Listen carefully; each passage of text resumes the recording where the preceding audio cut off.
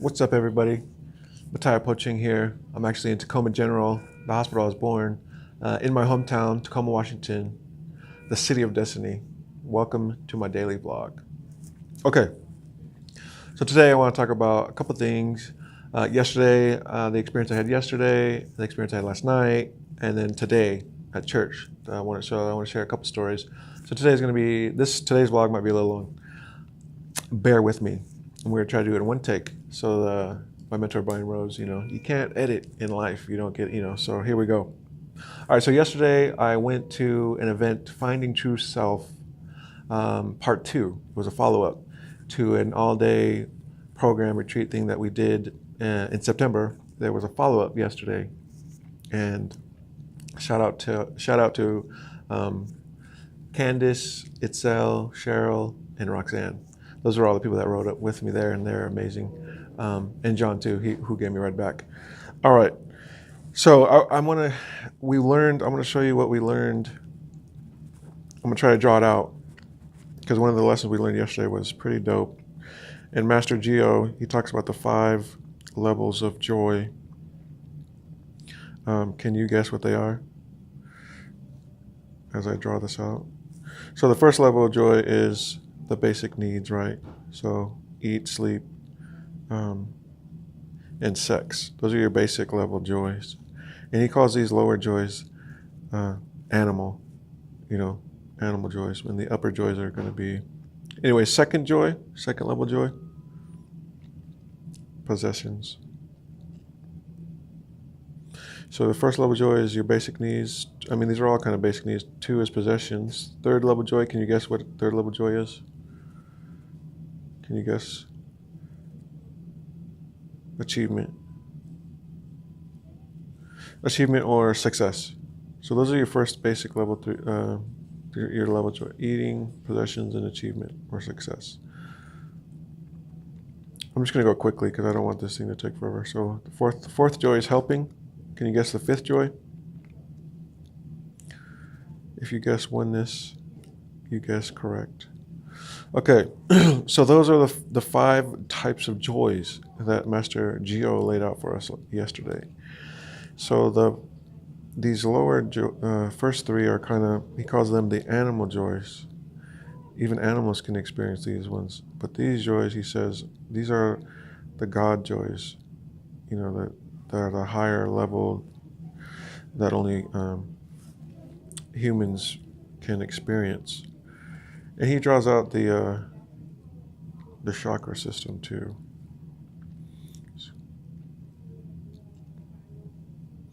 You got your heart. You got your 7 chakras, but these lower animal joys, have to do down here, and then the upper ones have to do with the upper chakras. Okay, so animal and God. He points out these are all relative. These joys are relative. If somebody takes these away, then the joy goes away. Whereas these ones are absolute. The joy you get from these, these upper ones, no one can take away from you. And these lower ones, I think M stands for matter.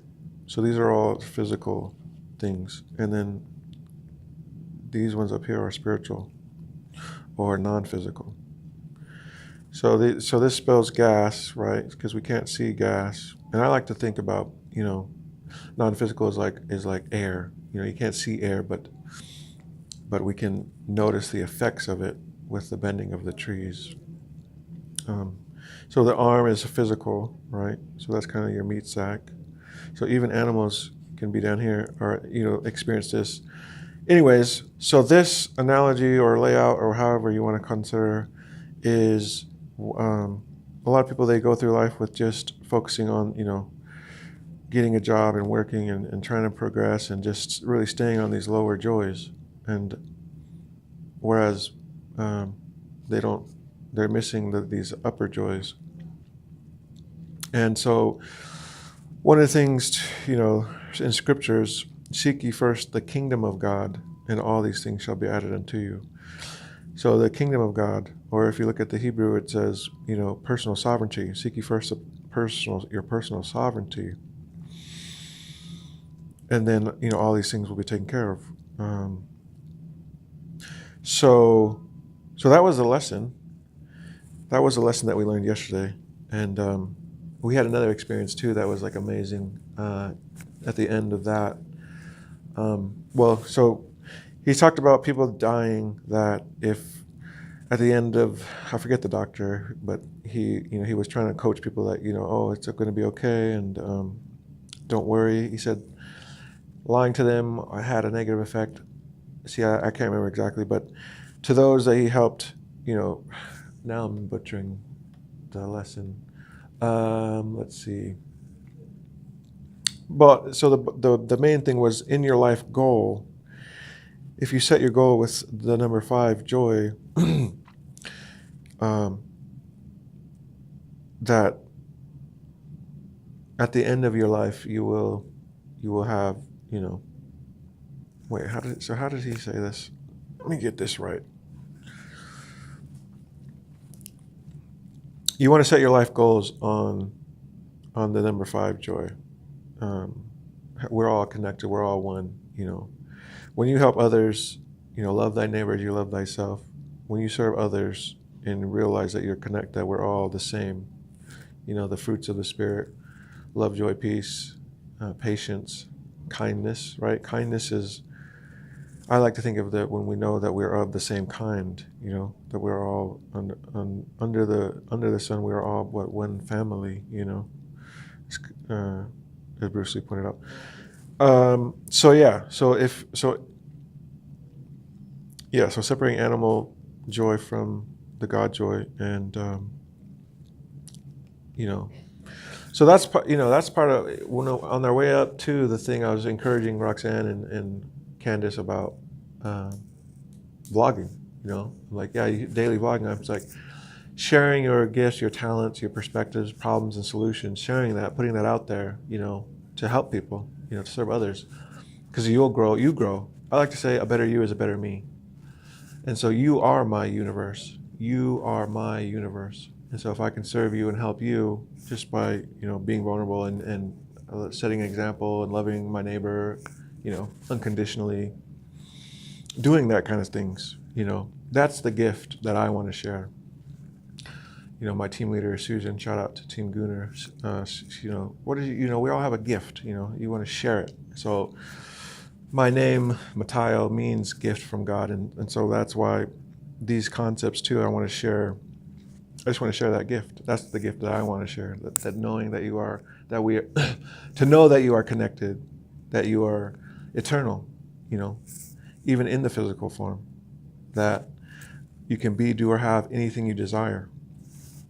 Okay, so that's my story on yesterday. I had an amazing, and at the end of the event we had, it was like you close your eyes and you walk down and they're giving you their best version of love, and so everyone's like hugging on you. I swear, to me it felt like I felt like people are running, just to like hug me, but it felt like 100 souls were like just embracing me, and I just felt warmth.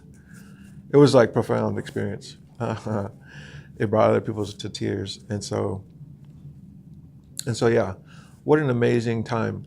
And then I drive from Kirkland all the way. So then I go back home to University Place to get my car. John drives me. We ended up eating out at El Toro, and then my car left the lights on, so my battery's dead. So John drives me home, dropped me off. And so I'm at home, and my stomach, from the food, I start getting like severe pains, and I eventually end up vomiting. I mean, that's how I ended up here, is because of last night. Some of the symptoms that I had when I got home after eating was like, and even a couple days before that, I had some nausea and stuff. But last night was like terrible, and so the pain kept me up until finally, when I did get everything out, was able to fall asleep. So yeah. So then this morning, so contrast creates, and I always used to, as soon as I learned that back in 2013, contrast creates, and I always, repeat it. careful what you wish for, right? So back to yesterday, we were driving to Kirkland, and Candace, we were talking about failure, and she's like, yeah, and everyone, is bound to fail, or I forget how she said it, but as soon as she said fail, Roxana slams on the brakes, and we're like, oh crap, and that's why I'm like, careful what you wish for, right? Words are powerful, and I told her, words are the essence of creation. If you want to change your reality, change your words. And so back in 2013, says that contrast creates. I've always kind of repeated that too. And so when I became homeless, and then when I, got fired from my volunteer position, and then I got diagnosed with cancer, it was like all of these things. But then that contrast, it was from that contrast that allowed me to create, to find my passion, my purpose, my calling. And so cancer, I tell people, was one of the best things that could have happened for me, because since then I've transformed my mind and my body, and now the next logical step is my finances, and so I'm building a business and working with coaches and things of that nature, but also spiritual, connecting, knowing that you're connected and getting to that fifth level joy, that we are all interconnected. We're all one. We are emanations of the Most High. We are divine in nature. And so, so contrast creates. And so to have that experience yesterday, and then the contrast, but contrast always just creating for me, and always, Jocko Willink, he has a little video, he's, something bad happens, good. Didn't get the promotion, good. That just means you get to train more, you get to practice more. You didn't, something didn't go your way, good. That just means you weren't ready, and you got room to grow. So that video is inspiring. I like that video. But yeah, so me back in here, cancer still showing me, teaching me, good. And so, teaching me to, continue to share your gift, continue to keep a positive attitude, right? It's not what happens, it's how we respond. In that space we create. And so, so this morning we go to church. And so this is the kind of cool story that I wanted to kind of lay everything else in the background of. So my sister Colette, and Caleb, and my daughter Kamea, and Caleb's daughter Capri. Okay, so they never go to this church with me. So today we all go together. This church, the chairs, I've been to this church like 4 or 5 times. It's the Unitarian Universalist Church on 56 and L about. It's an awesome church. And the way I found out the church was it's interesting. My cousin in Utah, Sean, he has a private chat group. It's called Mind Farm.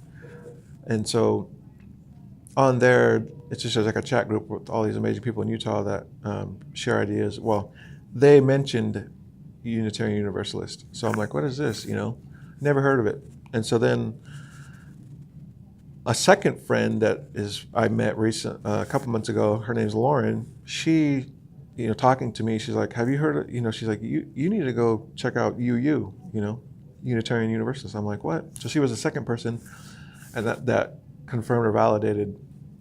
I'm like, okay, the universe is telling me I need to go check this place out. And so I did. And it's been awesome. And anyways, so I've been inviting Colette to come with me, and she always, for one reason or another, wasn't able to make it. But this Sunday was different. And so that's the theme I want to play on, different. So I told her my car was dead last night, and if she can pick me up, yes, of course. And so we all go together. So it's Kamea's first time there. And so what's different is the seating arrangement. Normally the chairs are all facing forward. This time it's half and half. So one side of the church is facing the other half. And so that's different. And then the Sunday school, normally there's Sunday school. So I'm telling Colette that, Capri and Camille, they'll go to the front and they do like a little message, and then they all go downstairs for Sunday school. This Sunday it was different. They didn't have that. So now all the kids are staying up during the service. Okay. And so Kamea is scribbling on these. This is an envelope that, she was just scribbling on, because they're being kind of bored during we're singing hymns and all that, and doing all that. And so then before the Pastor Linda can start I got the program here. I didn't bring the whole program with me, but before she's going to tell a story, reflection and exploring, right? So there's a portion of the service where they do story. Anyways, let's see, because so Kamea was drawing this kind of stuff, and then before the story, Kamea she draws this bird. I noticed the bird, and I say, wow, that's a cool bird, in my mind. And so then I said, you know what, I'll draw two. She's inspiring me, right? I'm going to draw two. And so this is what I draw. I ended up drawing I'm going to draw a face, and it turns into in my mind I'm thinking, well, this is kind of like a skeleton looking thing, so let me make it more of let me draw a cape or a scarf. So so I'm just drawing, that's what I drew. So then Linda, she's going to tell a story. She says, this time this is different. She says, normally we don't read from books. She said, well, but this story I had to read from a book. So she starts the book, and the book's titled Duck, Death, and the Tulip. So she starts reading the story about the duck, death, and tulip. Kamea's sitting here with the picture of a duck that she drew before she knew what the story was going to be. She's holding it up and waving it.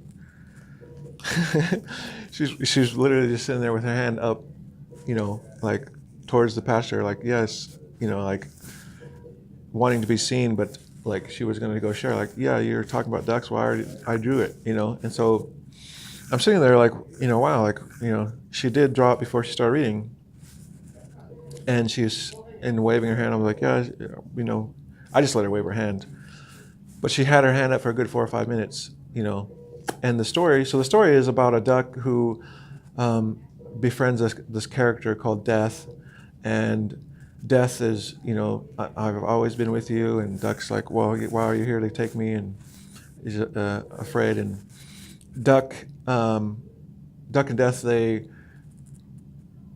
Duck's in a pond, and Duck, and Death is like, hey, well, I'm getting wet, or Duck, they both leave the pond.